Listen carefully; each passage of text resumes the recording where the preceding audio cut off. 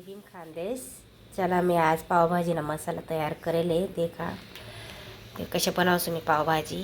हे लिहिलेत सर्वात पहिले मिनी बटाटा, बीट एक, वांगा, शिमला मिरची एक, त्यानंतर मटर लिहिलेतच म्हणजे वटाणा, बीन्स लिहिलेतच आणि गाजर.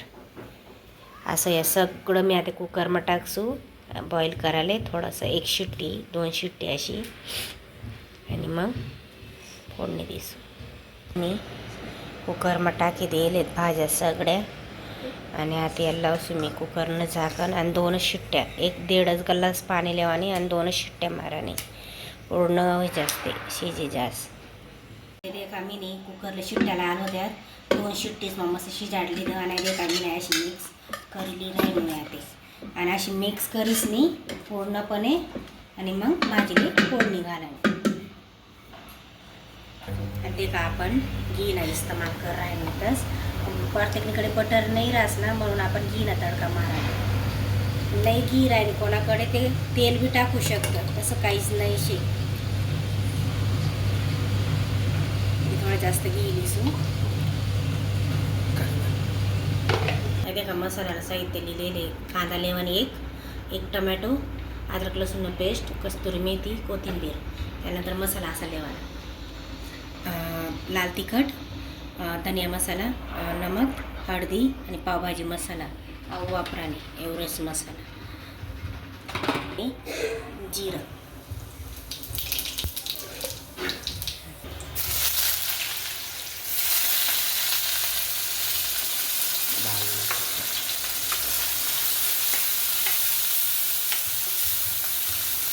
ते का मी सगळा मसाला टाकी दिले.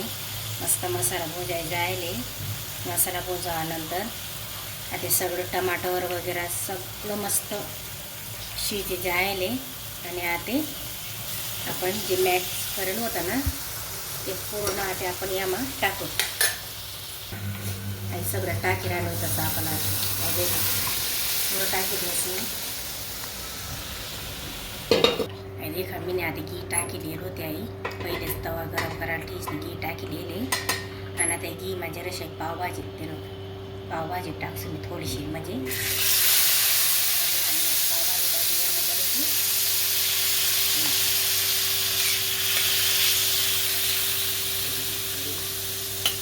आणि देखा आता पाव टाकसू मी जास्त पाव कशा फ्राय करायचं.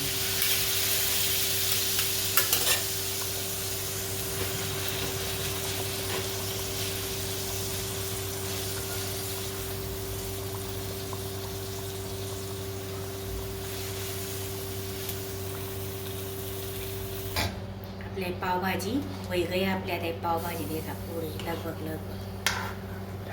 पावभाजी होई गई. आता वाढी राहिली देखा